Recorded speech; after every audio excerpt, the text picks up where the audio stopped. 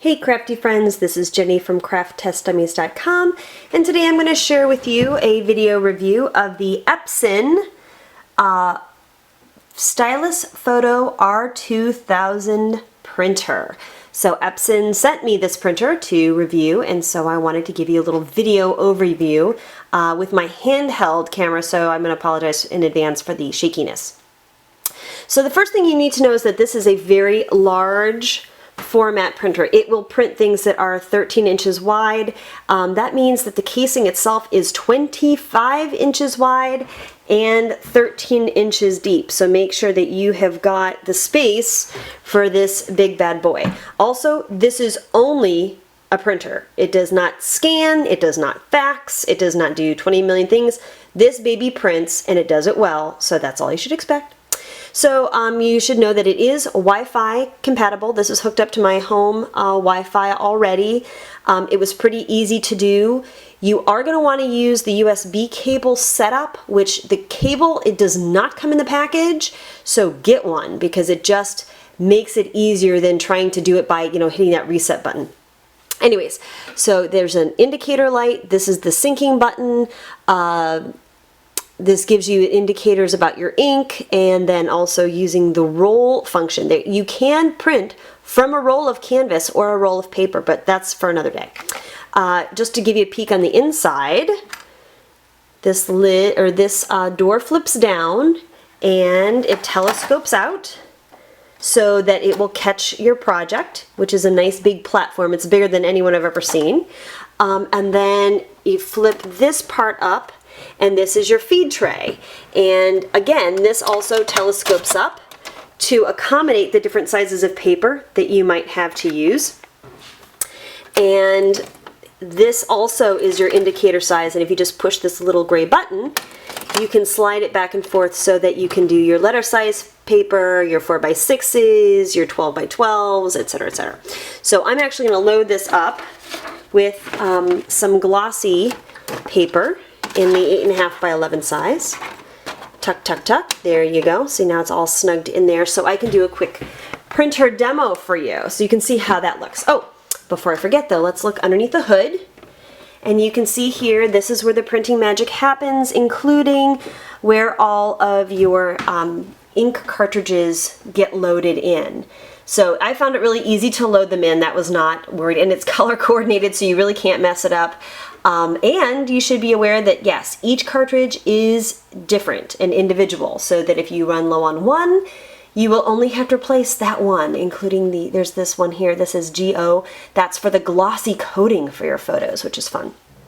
So I'm going to close this back down and show you I've got my laptop set up here with my Picasa, and I'm going to print two 5x7s so that you can see how this works. So first I'm going to hit the print button, and now a window is going to pop up. Ta-da! So you can get some information as you are printing, including how much information has been sent to the printer and what your default paper and size is. So be aware too, I make this mistake all the time. Its auto default is to photo paper glossy in 8.5 by 11, but sometimes I just want to print out like a coupon or something, and it's still using that glossy cartridge up. So as you can see, mine is really low right here, which is nice though, it tells me. And as you can see, there's also a bar right down here that you can buy right from this pop-up window. It will take you to the Epson site so you can replenish what you need, which makes a lot of sense to me. So I'm just going to show you a little bit. This is starting to print out here. And in the meantime, I'll show you a couple of samples. So I was printing out some scrapbooking attitude, stuff. This is kind of stuck on here. So this is almost like, this is a printable film, and it did a nice job taking that non-traditional material through. I printed out a 12 by 12 piece of cardstock. This is also Epson brand scrapbook paper, but the colors are just really nice and vibrant. And you can also see my adorable family. Yay! Of course, you can also use it for things like printing out coupons, very important, It will also allow you to print like just in grayscale and have that be your default. But you know, this is really for photos, so have it ready for that. And then here's one of the 4x6s that I fed through with some Instagram photos.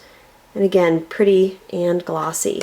Now, I was able to talk over that, and it was fairly quiet, so I think you can print while your kids are napping or whatever and not have a problem. And you can see that really pretty glossy photo.